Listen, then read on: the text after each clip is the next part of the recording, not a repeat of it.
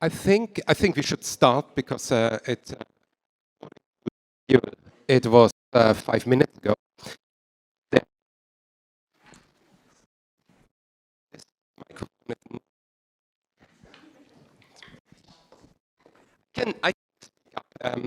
So we're going. Now it works. Okay, I'm to soften my voice then.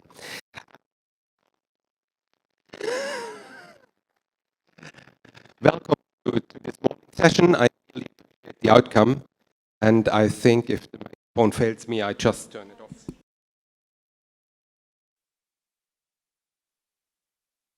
Can you hear me in the back, people? Great, thank you so much. So, happy that you all turned out for this morning session, and we have a panel here called Do-It-Yourself Governance, Trickle-Down Policy Meets Bottom-Up Activism. And the idea of the panel actually originated already last year when we saw a fantastic panel on the marginalized communities that were pretty much overlooked by policy. And today's panel doesn't look into the exact who's overlooked, but actually is looking into what can we do as civil society actors to compensate for the omissions, the loopholes, the failures of policy making. This also resonates very much to the research of the data school. The data school is organizing this panel, and we are interested in how technology transforms society. And in our work that dates back already 10 years, we noticed that things like the GDPR actually already shaped practices before the GDPR came into effect. However, once it was in effect, there were still a lot of things to do to compensate for what the GDPR is not doing or the enforcement that is lacking. So we see how many practices are developed by, in our case, it's mostly public management actors or companies or NGOs, how they can do better. In our work, we perceive the laws, the policy that is made merely as the floor, and everything else to do better is the ceiling. And our work is also contributing in building higher ceilings. We call that ethics. My name is Mirko Tobias Schäfer, and I'm here today with 4 experts on the topic, and we're going to speak about what is the agency of civil society actors in compensating for the loopholes, the omissions, the failures of policy, but also in how to inform new policy making and how to protect the marginalized communities, give them a voice. And we are really interested also in the discussion with the audience in tangible, effective practices in doing so. So it's not about concepts, it's not about a new framework that no one's going to read or apply, but it's about real action and tangible progress. So with me here are today Anna Stefanija on the far right. She's a researcher from the Vrije Universiteit Brussel. Julia Kloiber, who's heading a think tank, a feminist think tank, Superrr, and who's also is the co-founder of the Prototype Fund. She's going to speak about that later. Chander, who is founder and director of Equinox and is working against racism, and also informed civil society deliberation on the EU AI Act. And Hind Dekker, who's a former member of parliament in the Netherlands, but also worked before her term in parliament as a council member in Utrecht and was one of the very few politicians in the Netherlands who was actively interested in actually shaping and understanding digital technology. We have the panel organized as follows. We have a few opening statements that I will briefly introduce, and then we have a round of questions. We're going to start with Anna, and Anna gives us some insight into her research on citizen participation, how citizen juries can have an effect on technology and policy. Please, Anna. Yeah. And there is a clicker for the slides. Okay. So I'm Anna Stefanija. I'm the academic on this panel, and I would like to open this discussion with a statement which says, privacy is dead, get over it. And this was something that one of my research participants said to me when I was doing research on how people perceive the excessive datafication and their entanglement in algorithmic systems. This sentence, very small sentence from my participants, that privacy is dead, get over it, really broke my very young PhD heart at the moment. And I was taken aback because I really started my PhD research with this ideal to change the world. However, it really got me thinking like, okay, if this person thinks like that, probably there are other people who think like that. Why could this be? Like really we are on this receiving end of how things are, of the technological innovations. But I kind of was already hinting in the answer. And the answer was that people do not know, they do not have time, they do not have the means and do not have the resources actually to get to know, understand and act on their entanglement within datafication and algorithmic systems. So what I saw from these participants and from few others in my journey as a researcher is that actually this is not an isolated incident. This is something that academics call it discursive closure. It means that citizens, individuals see no other future, no alternative for another future but to be subjects of algorithmic decision-making systems and to have their data being excessively collected and also to be subject to algorithmic workings that oftentimes also harm them. So what I actually try to do, looking at this, is to maybe find another way of research where I will include also those who are on the receiving end of the algorithmic technologies, but who never have a seat at the negotiating table of how technology are both being developed and also how policies or regulations are being made about these very same technologies that oftentimes harm them. So what I actually try to do is to include in all my research individuals, see them as participants, but also as co-researchers.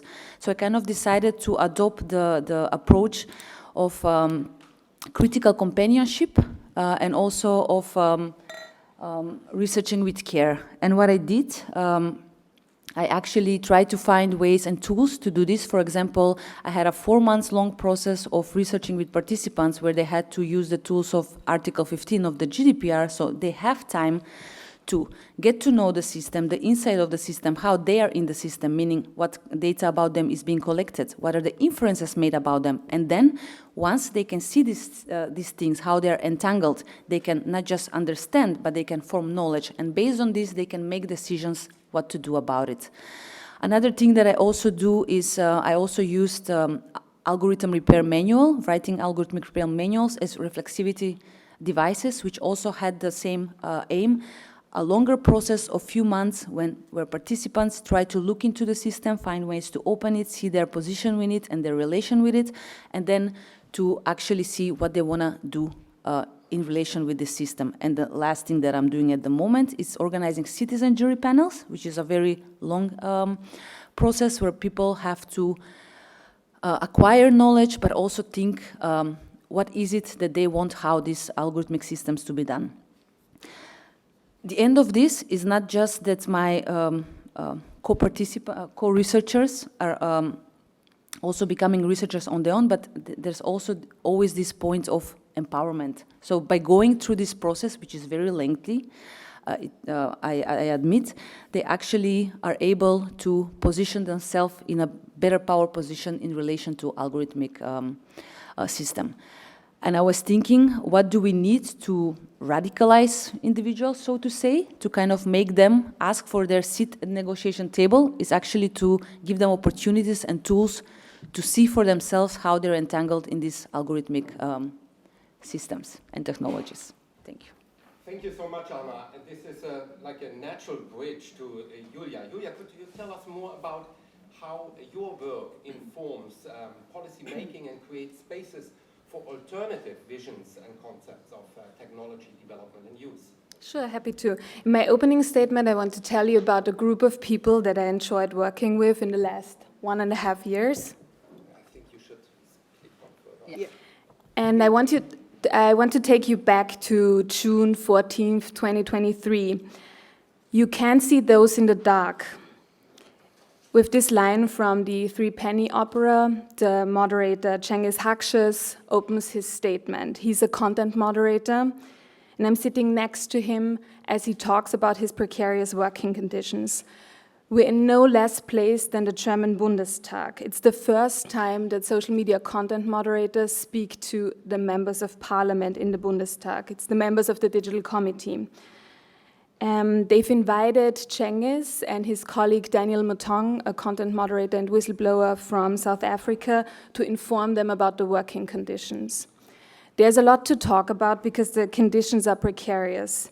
Cengiz discusses the thousands and thousands of hours of violent material that he and his colleagues have to sift through on a daily basis.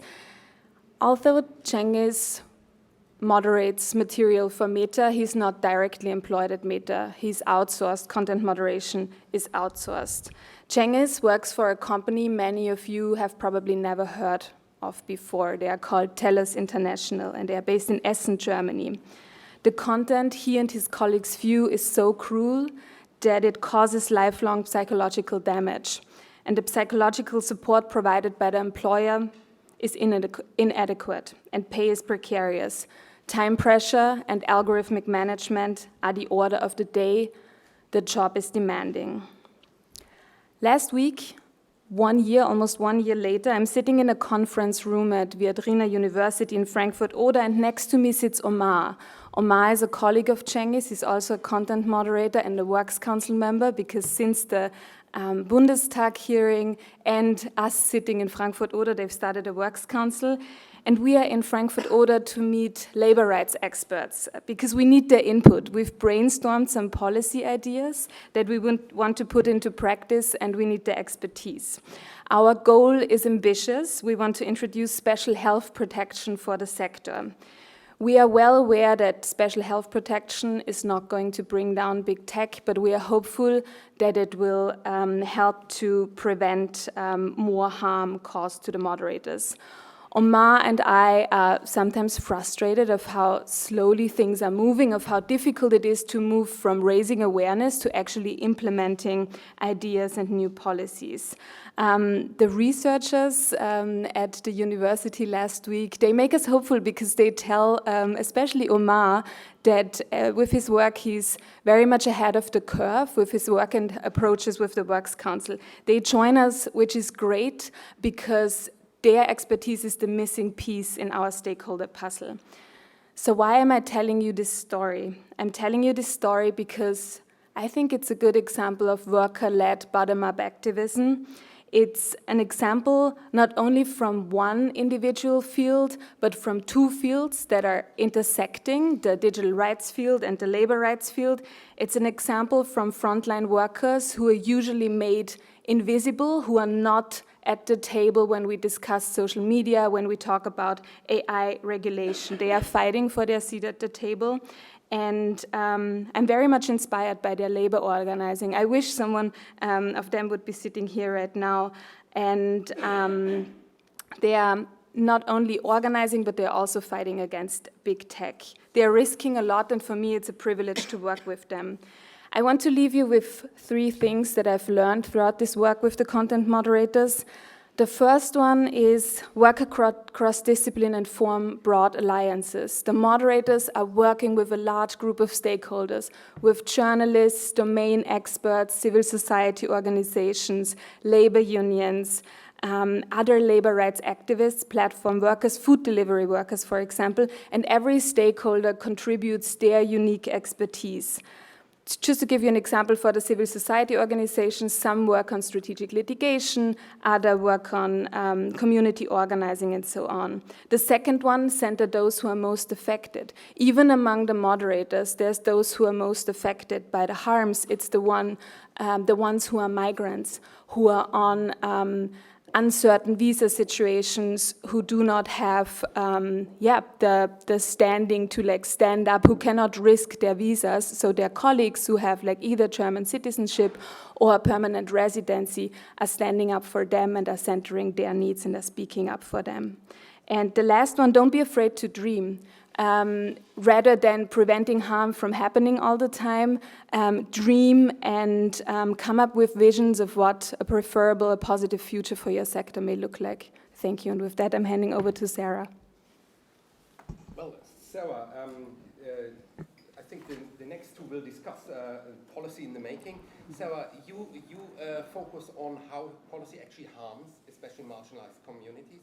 Would you tell us how you and your work is trying to mitigate those risks? I think we have to go one forward. I don't think I have a slide, so you can... Not the slide. Oh, great. Thank you. Appreciate that. So yeah, thank you for coming here today so early in the morning. As was said, my name is Sarah Chander. I am both coming here today with two hats. So one is as one of the co-founders of Equinox Initiative for Racial Justice, which is a racial justice organization, but also with a previous hat as a senior policy advisor, former senior policy advisor at the European Digital Rights, where I led a coalition of wonderful civil society organizations, around 150, some of them are in the room right now, who advocated for a different EU Artificial Intelligence Act, or at least a different Artificial Intelligence Act than we saw on the legal books now. I'll tell you a little bit about what do I think about this concept, about bottom-up activism in terms of shaping the policy debate. So what harms are we even talking about when we talk about AI harms, but also what community-based activism solutions could look like, with a little story about how we did that through the AI Act. So just to start, I think when we talk about, I think I really like the term bottom-up governance, and I think this is something that we'll be trying to be using so far, but what do we mean by that specifically? I think for me, what I take from that term is trying to change two things. Number one, what is that problem that we're even addressing on the table? I think many of us that work in policy, we're faced with the situation that we're not actually addressing the same problems as the people in institutions and the people in lawmaking are making, and that the first step of advocacy, the first step of activism, is actually changing and transforming the concept of harm, the problem itself, from the way that policymakers conceive of it in the first place. Having a community centered as opposed to an institutional response or conception analysis of what the problem is the first step of community-centered activism. So with the AI Act, what we had to do there was very much change what were the problems on the table. Many of you come to this conference, you know that the standard sort of AI-based harm is simply that AI is not accurate enough. AI can solve all of our problems if only we make it perfect, if only we do a few technical tweaks here and there, if only we include a few black or brown designers on the teams making the AI systems, then everything will be perfect and AI will be the solution that we need. That is often the problem on the table, simply that AI can be used in the benefits system, it can be used in policing, it can be used in migration control, it can be used in any public services, and all we need to do is fix the technical tweaks. Those were the problems, and those were the problem harms on the solution on the table there, so we had to fix that first of all.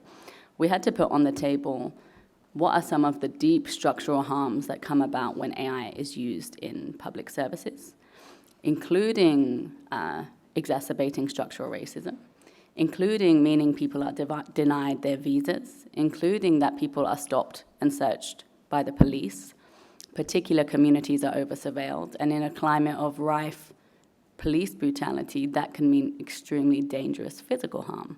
These are not esoteric harms, they are physical, material, everyday experiences of people. So that was the first sort of thing we had to do, is change the conception of harm, change the problem on the table, and that is, I think, one aspect of what is a bottom-up approach to policy is, transforming how we conceive the problem on the table. The second is actually transforming what is the community solution, and as Julia says, really thinking a little bit beyond what we're given, dreaming a little bit, to actually what could be possible. When the AI Act started, we were told there would be no prohibitions in this law, so way before the first commission proposal came out.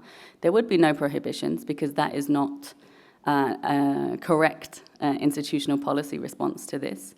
And that was not the correct type of policy solution to something like AI.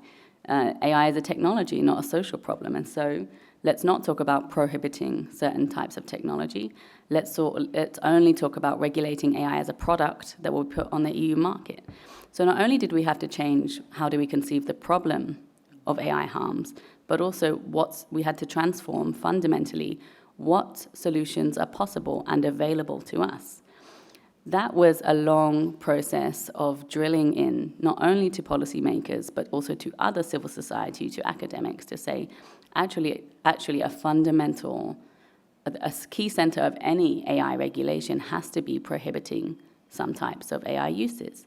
It has to be focusing on police and security agents and migration control.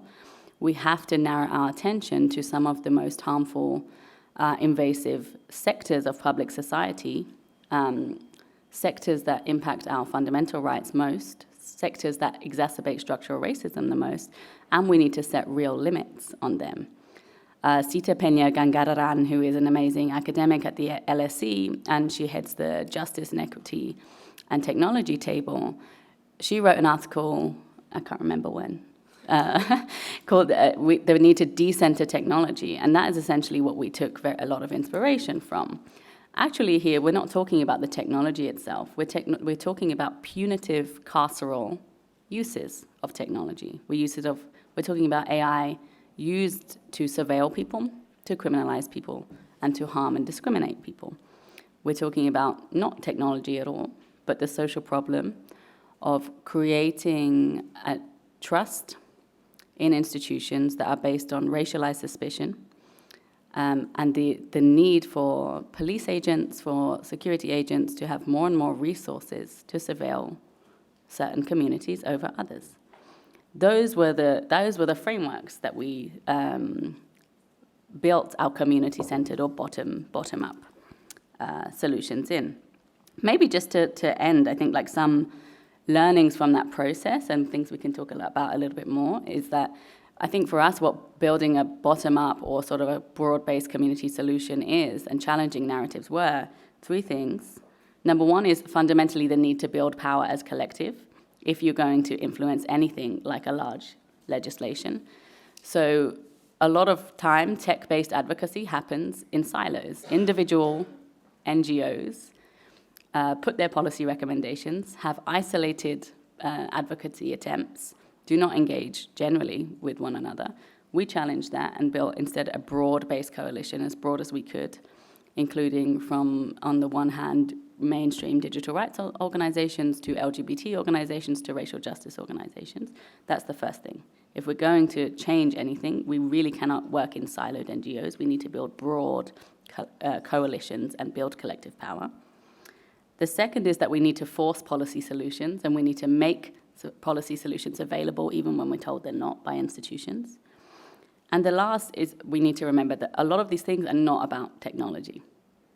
Although we're here at this technology conference all together, these things are not about technology. They're about many things: social issues, underlying concepts of racialized suspicion, discriminatory narratives, securitization and safety narratives, and a fundamentally not even tech solutionism, but a solutionism of a police state, a security state, the idea that we need to pour resources into institutions that are based on structural racism. So then. Thank you so much. Hind, you've seen policy making on a local level and a national level. Maybe you can tell us more about, firstly, how did politicians start to gain an interest in technology? I mean, in the Netherlands, was that a new territory to map? Yeah.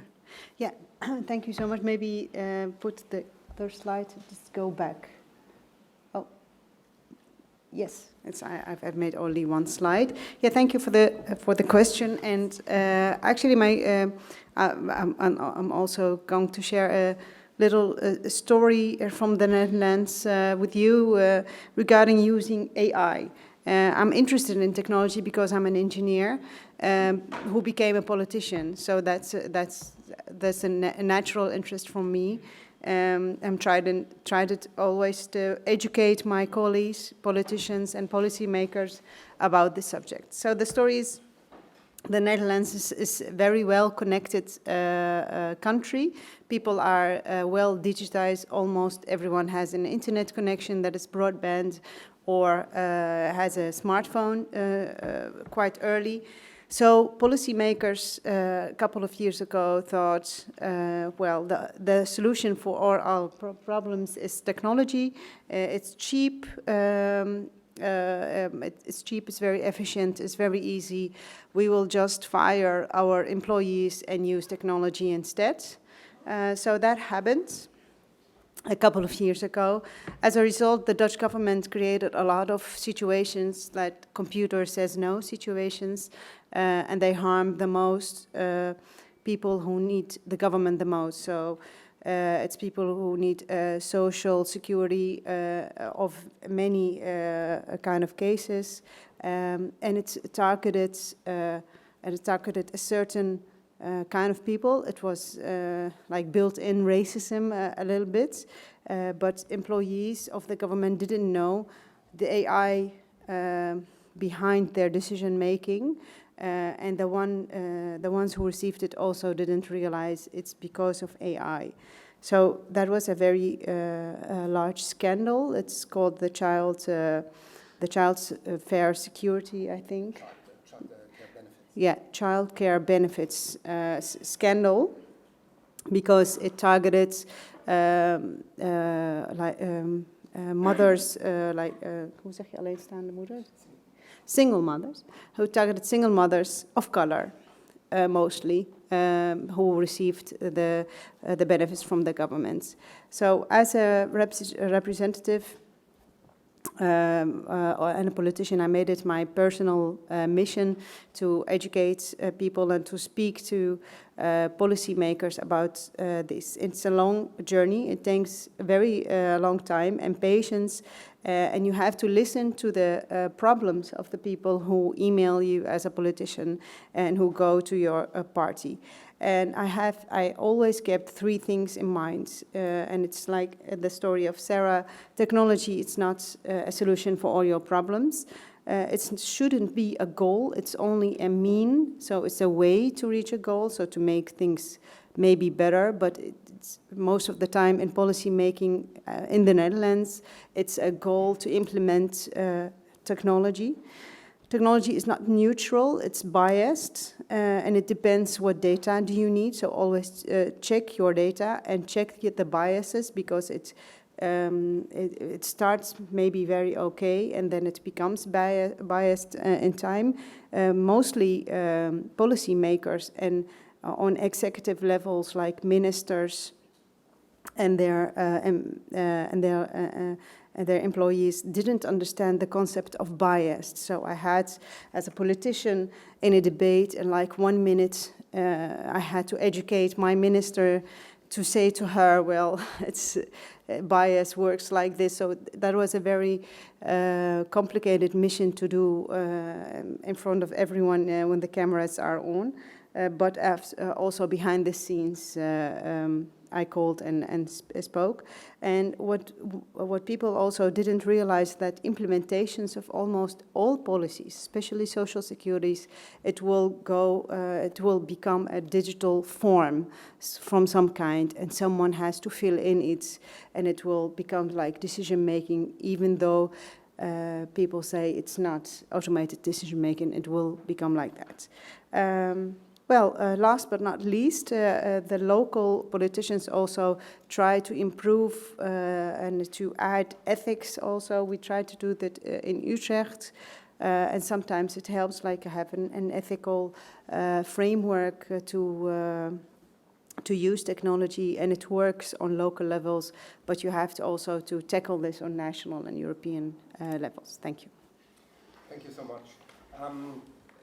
One thing that we noticed in the discussions that we had in preparing of this panel was that policy, just similar to design, is mostly made by those who see themselves as the recipients of either the design or the policy.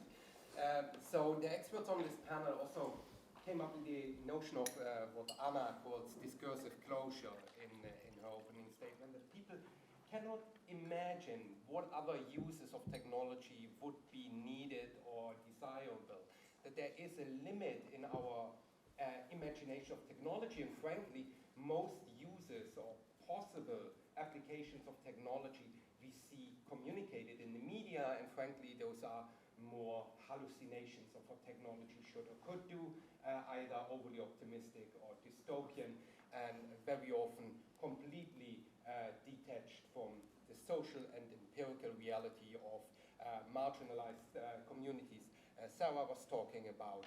So I would like to ask, as Julia also said, dare to dream. How do you bring people to dream? How would your actual work emancipate communities and stakeholders to the extent that they could effectively formulate alternative versions of technology and technology policy, and how to bring in their social reality in relation to the technology as it is? And Sarah is absolutely right here. It is less about technology than it is about social reality. Maybe, Julia, can we start with you? Because you had this action of the prototype fund that was founded for actually doing that, if I understand you correctly. Yeah, so with Superlab, we're working a lot with futuring methodologies, and we're looking at like how do others dream, right? Because while like the civil society organizations are often stuck in this preventing harm from happening, the companies out there, they are dreaming ahead. They are thinking of products and consumers of the future, like what do they need to build? And oftentimes they are using futuring methodologies like forecasting or backcasting, or there's a whole portfolio of these methodologies. And a couple of years ago, I was at Sci-Fi Festival, and I experienced of how like sci-fi filmmakers and writers, how they draft their narratives, what techniques they use. And I got inspired and wanted to use these techniques for the civil society work that we're doing. But since many of these futuring techniques come from a commercial field, we need to critique them, we need to tweak them for civil society uses. So what we're doing at Superlab right now is we're putting together a curriculum that we call Futures Literacy for Civil Society, using these futuring methodologies with civil society organizations. In the first round, we're going to collaboratively enhance them.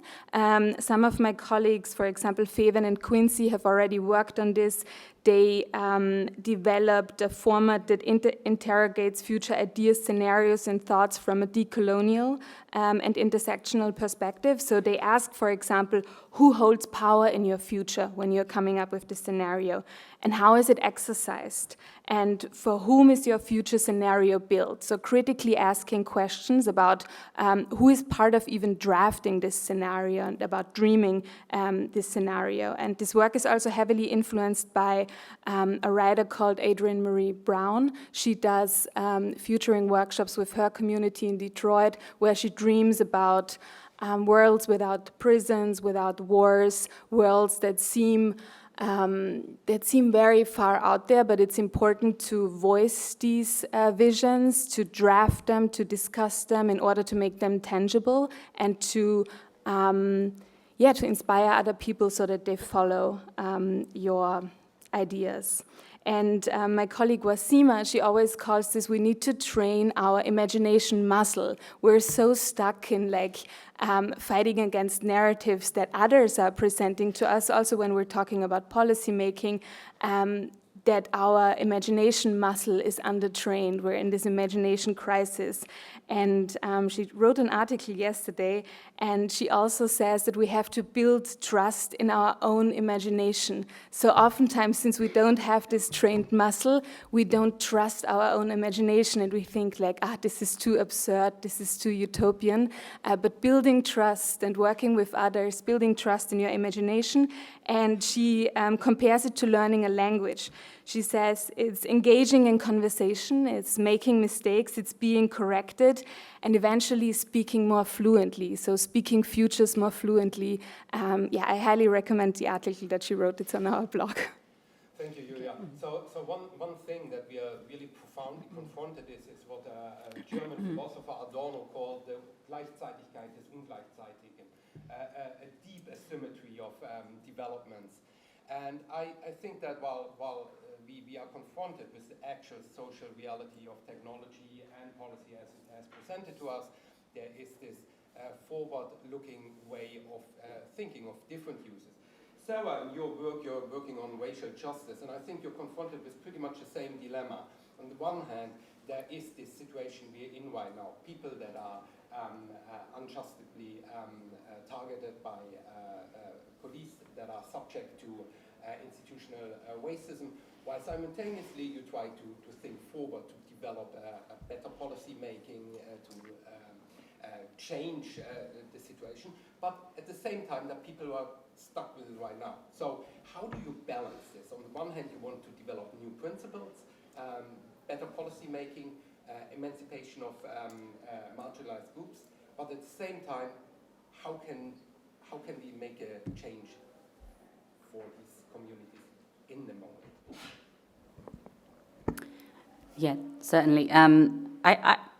I think that what is really important is like linked to Julia's point about building alternative visions. Although I do believe that I think there is something in tech-centered spaces, tech-centered organizing, to take a little bit step back from centralizing technology narratives too. I think a little bit about like building alternative visions is very much about, instead of building alternative visions of technology, building alternative visions of the world more broadly. And I think we do need to be a little bit aware of the fact that when we are envisioning technology, we are already in highly sort of centralized tech-dominant framework. And so a lot of the results sometimes of sort of technology visioning are about building an app or building a further, like entering tech solutionism, further embedding a reality where we need tech companies to save us, or we need the state to save us by working with tech companies. So I think we need to, in our visioning and in our projects of dreaming, we need to push back a little bit on that. And instead of thinking about how can tech do X, how can tech better serve communities, what do we need in our world more generally? Why, instead of spending thousands of euros on a conference specific to tech, could we not spend it on something about a better world, social provision, making people not homeless, like no wars, etc.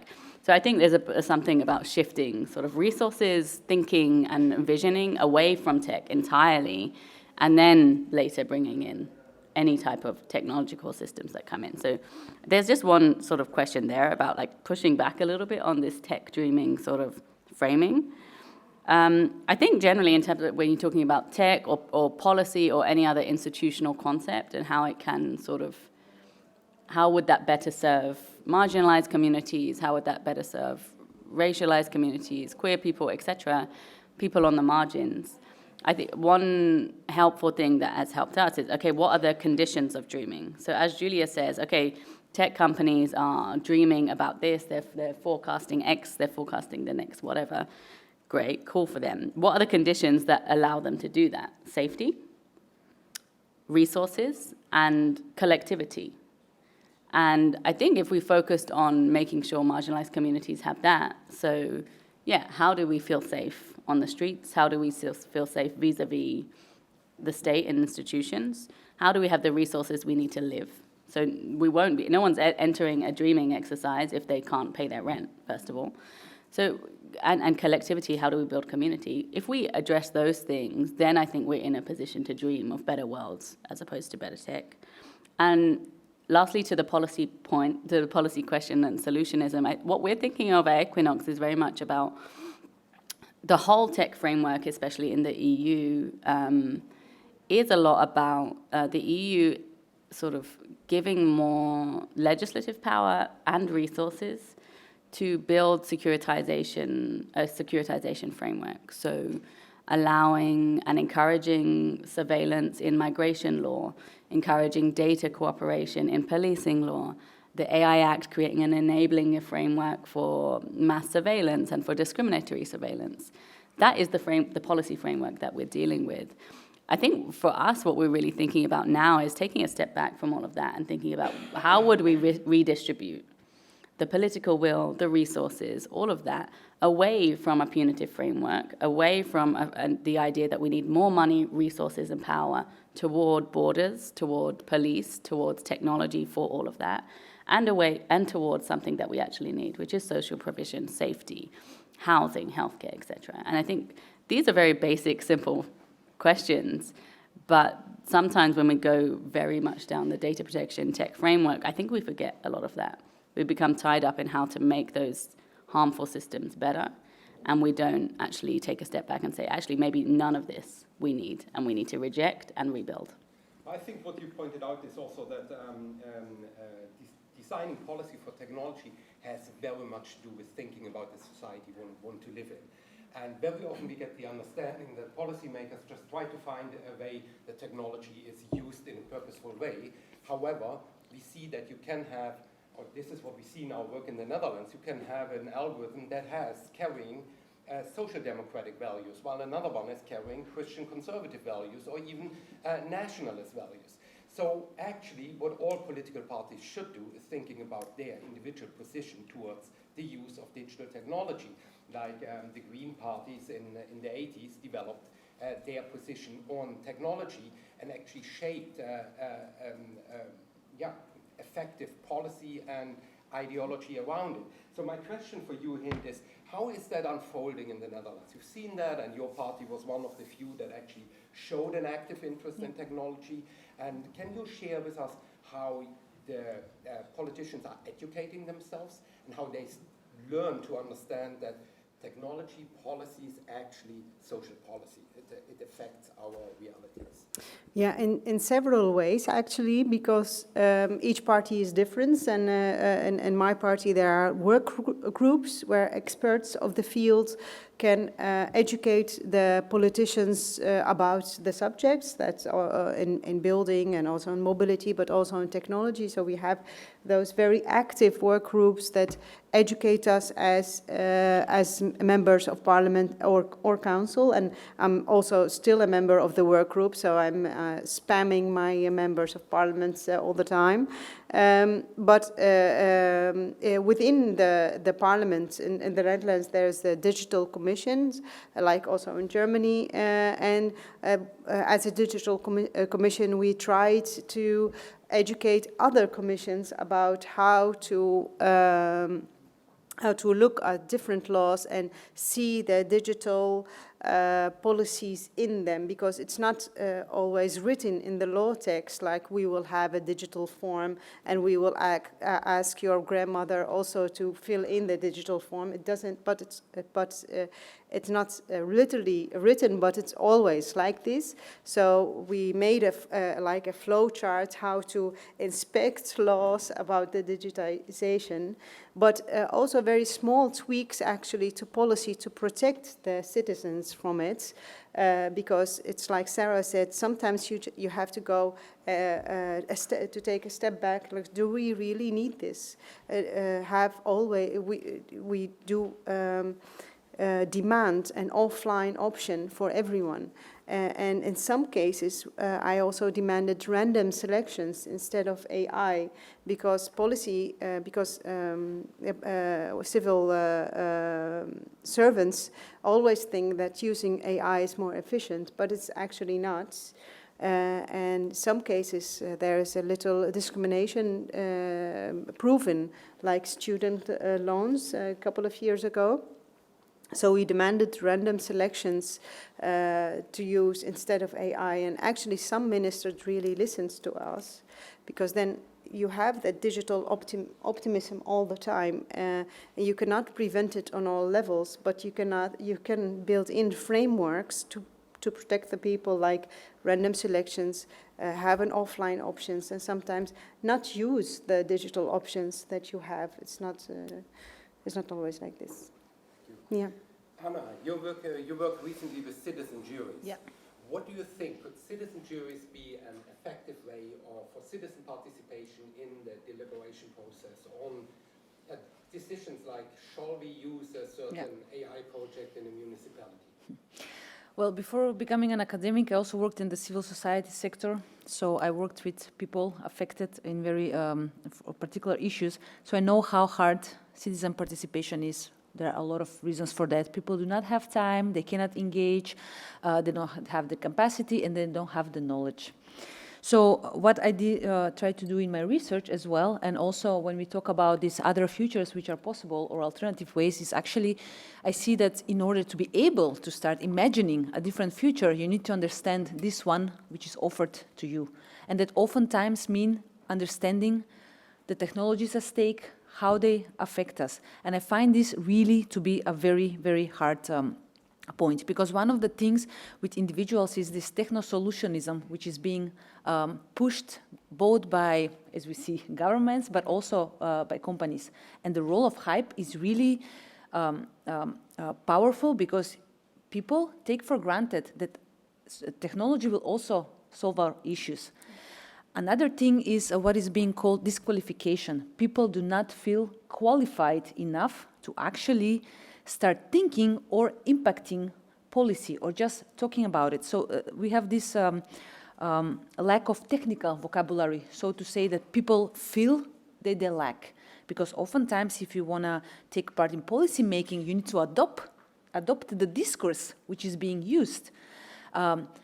And what I try actually to do in my research, even before the citizens' jury, is actually to allow people to get the insights and the knowledge that they think they need, and to build their own technical vocabularies. It's not always easy. The thing with all this kind of participation is it takes time. Citizen juries are a very codified technology of how things should be. The first steps are knowledge making. So people, when you ask people who usually are representative sample of the population that you are kind of targeting, you need to provide them the chance to gather knowledge, and they need to deliberate on it. So the process so far seems very promising. It's not the first time the citizen juries have been used. Now more and more they start to use them in this artificial intelligence concept. Yeah, I think it's a good way, but it's still limited. And what we need to find, because technologies affect us all, it's not just these 20, 30 people in a citizen jury. How do we make sure, how do we build strategies that people actually know and can react to what is happening? I don't have the answer yet. What I try to do in my research is really to try to engage them. But I think there's this inherent disconnection between what is happening in the field, how people are affected, and what is happening in the high circles of policy making and decision making design. And even I was listening to Hind, and I was thinking, even these people who make the policies, they do not know fully what AI is. No. And then they make the decisions about it. And it's not just that. The way in which they live is so detached from how regular people live. Migrants. Yeah, so... Yeah. It's funny you mentioned this, because last year in the summer there was another scandal in the Netherlands, which is the institution that gives money to people when they go off work. They discriminated, and also they didn't follow all laws. And a month before that, I was talking to the director of this institution, who is, of course, doesn't know where people who are not employed live. He said very proud to me, well, 1/3 of our data is random selection, so our algorithm is never biased. So I was trying to convince him this is not, your employees cannot explain to the people why this decision is made, and 1/3 of the data is not helping. It's maybe helping a little bit, but you're not there yet. But he's very proud, and he was very convinced. And then the scandal came, and he was on TV, still proud and convinced of himself. So I think, like when we did in Utrecht, we made a course for representative and higher employees, how to deal with digital stuff for the people who you don't know and who you don't know live. Because, yeah, you're right. It was a very funny example at the time. Yeah. We open the discussion also to the floor. Would you like to integrate your perspectives as well? So if you have questions, there is a microphone. I cannot promise that it's working, as you all have seen, but I'm happy to bring it to someone who's having a question. Thanks so much. Oh, it's working. Okay. I'm Maria Magierska from European University Institute. Thanks so much. It was a very interesting discussion. I have, coming from the field more of the GDPR, it was very interesting for me to listen to you, all of you, basically confirming that the collective approach is so needed. And okay.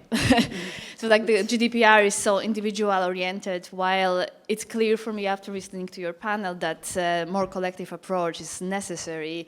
Particularly when we're discussing the AI technology. So my question is now maybe a bit hanging in the air.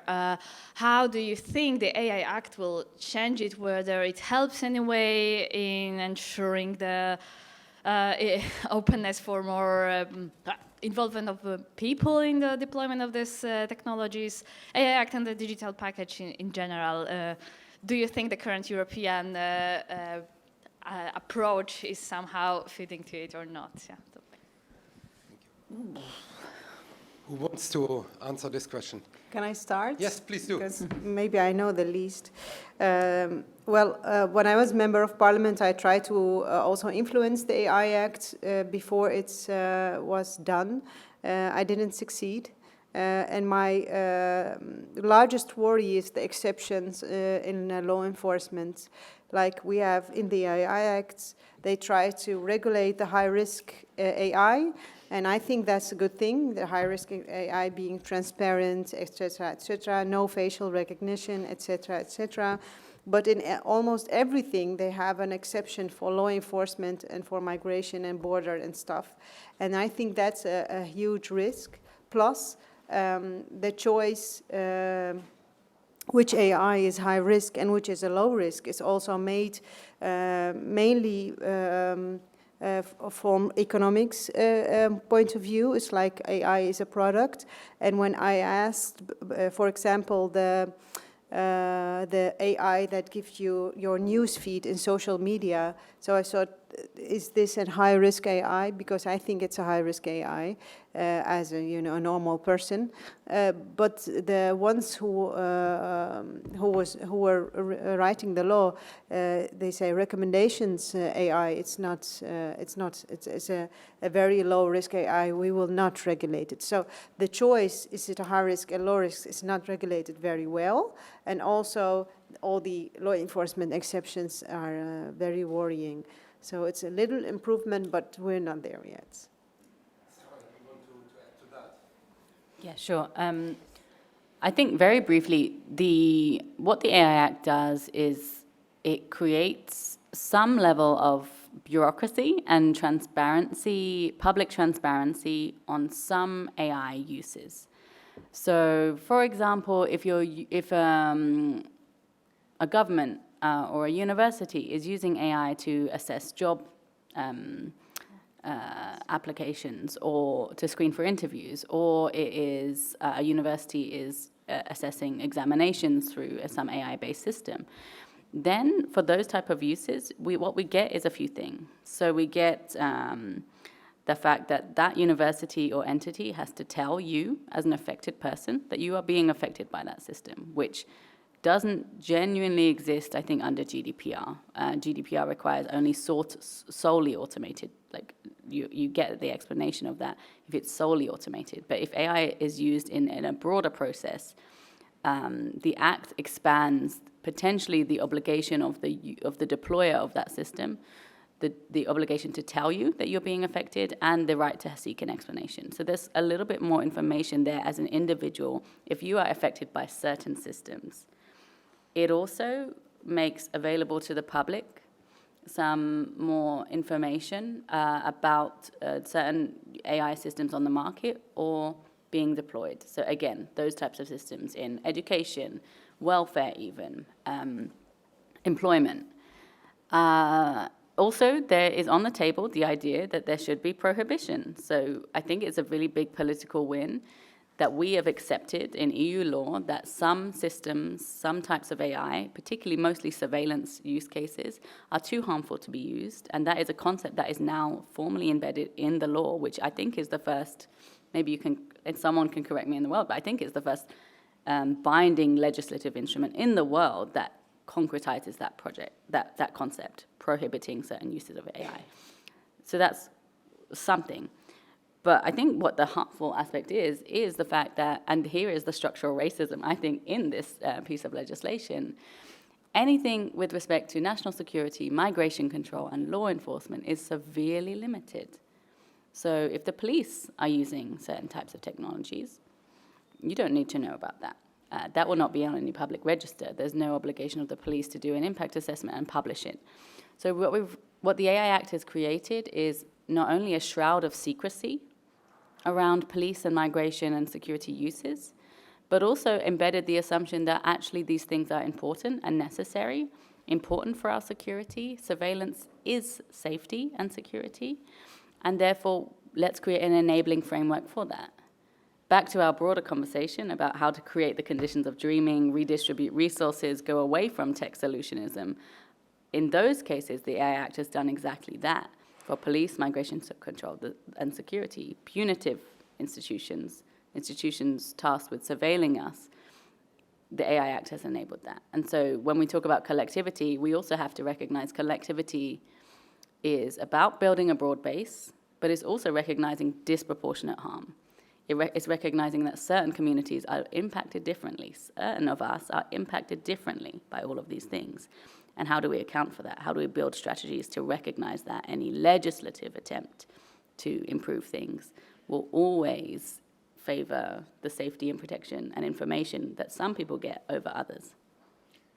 I would just wanted to add, when we talk about collective and individuals, so a lot of this new regulation which is being made, it's made to protect the individual. However, it's individual's responsibility after to signal if things are going wrong.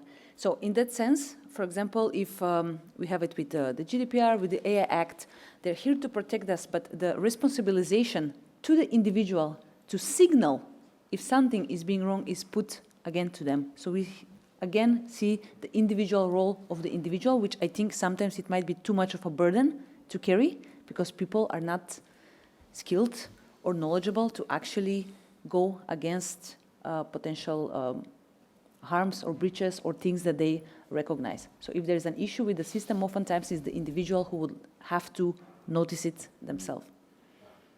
Just as a footnote to what just has been said, Sarah mentioned that there's the impression that these tools are really relevant and needed. Just mind that predictive policing has largely failed, and the market leader Pratball has sold.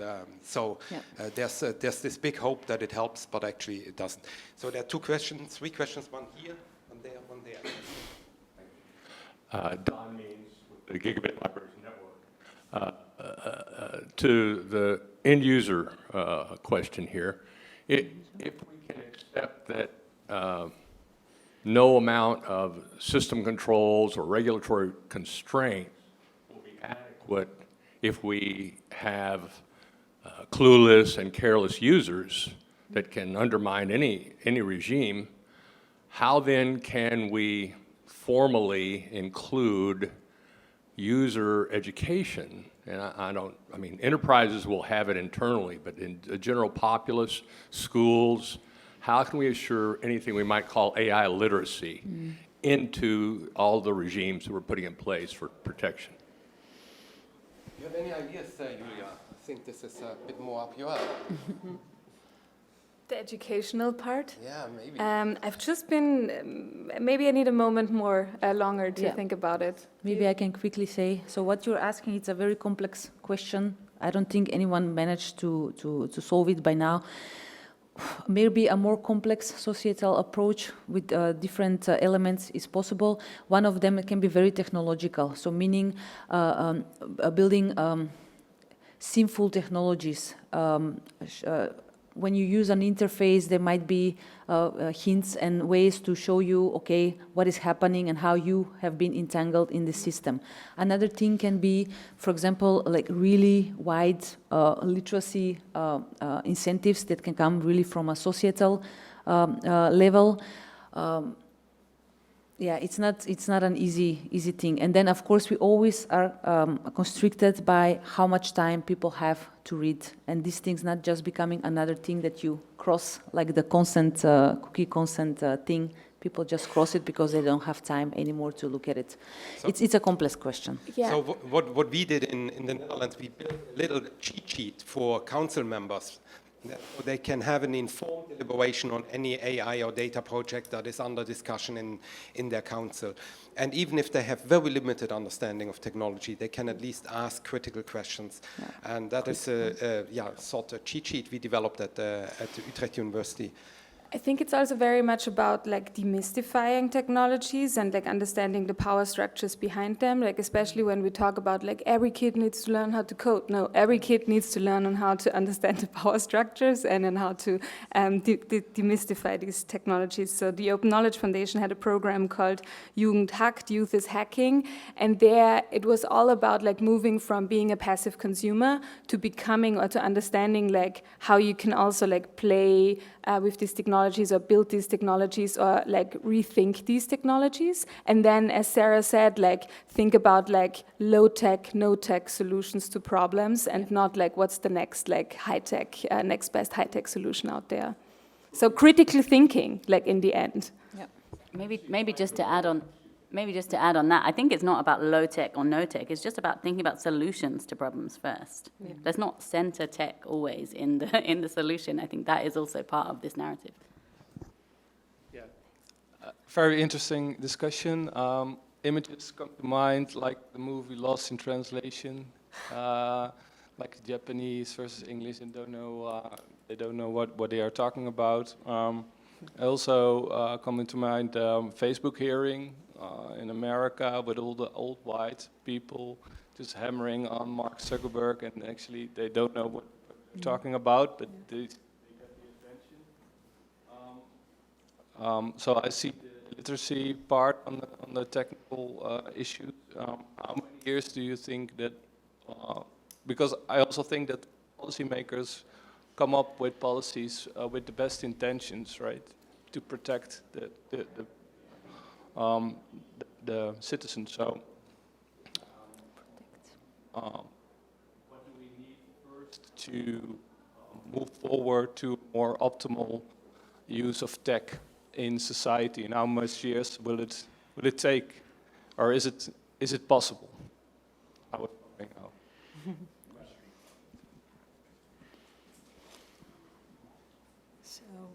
Can I try?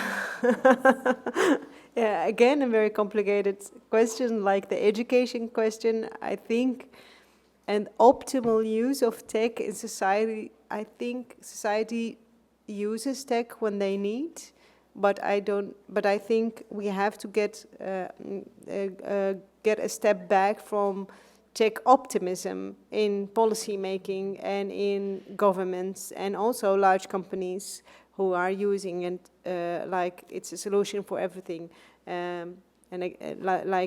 We all said, technology is not a solution for all your problems. So I think trying not to overly complicate stuff, like using an algorithm which is in a black box, and then as an employer of government, you don't even understand what tools you are using, and that's you have always to ask the logical question yourself: does it really solve the problem? And and am I understanding what I'm doing? And I think if we always ask ourselves these simple logical questions, then we will use tech optimal. I think. We move on to the next question. Thank you. Yeah. Hello. Thank you very, very much for organizing this session. Sorry, my jacket fell off. No, it gives me a lot of hope to speak about activism.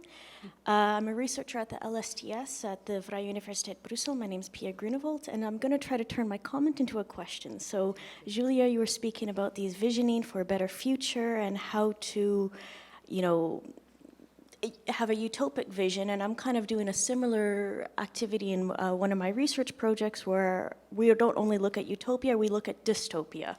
And we're not trying to simply guide people to whatever is a good future, we're also saying, you know, what do you see can go on? Because sometimes inertia happens and things just get worse over time. And yeah, you get in this fear of algorithmic serfdom. But speaking of activism, I'm a big believer that little bits can change and we can have a critical mass. Being in Brussels, I'm very happy that there is a critical mass and you can, you know, cycle to change a little bit of the public transport here. So I'm wondering if maybe you can speak a little bit about crowdsourcing ideas. I know in Brussels we have the Brussels Binder. There's other initiatives like the Open Food Fact, which aims to give a little bit of autonomy to citizens against this opacity in food systems, and that's creating some different policy changes. If you can maybe mention a few initiatives that can resist this algorithmic hoarding of data, and maybe also critically comment whether it's really on us to constantly change things and ensure that the data systems and data economy that feeds us algorithms are on us to change. So that's it. Thank you. Who wants to make a start? Julia, is that up your alley? I can start with the first point you made, like the coming up with what would like the most bleak dystopian visions look like. We also sometimes do that because that's more sticky, right? I mean, we all know this from like the sci-fi novels that we're reading, that most of the time we're more drawn to like the dystopian scenarios, like how could this world end rather than like how could it be saved, right? We could come up with way more ideas on how it's going to end tomorrow probably than how it's going to be saved. So in Germany, last year there was the digitization of the registers, and for this policy topic we developed dystopian scenarios to then discuss how we could counter them, how we could find what would be measures on like a social, economic, on different levels to counter the dystopian visions or to prevent them from happening. So it can be powerful to come up with or to focus on what's easier to brainstorm first, the dystopian narratives, but I think it's also dangerous to not get stuck in them and not be influenced by them too much. I don't know who wants to say something about crowdsourcing ideas. I would like to move on to the very last questions because we are about to close the session. Okay. Time is running out. So Thank you. Dr. Johnson, Macquarie University. I have seen AI promoted by startups or other companies on a subsidized basis. So when you're engaging with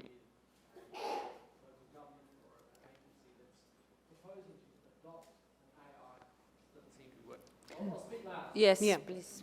when you're engaging with a government agency that's proposing to adopt an AI solution, how much are you engaging with them about the difference between the short-term subsidised costs versus the long-term costs of these systems, so that they actually have a better understanding of the value or the trap that they're getting themselves into when they give up an internal capability to do something, to make decisions, outsource it to AI.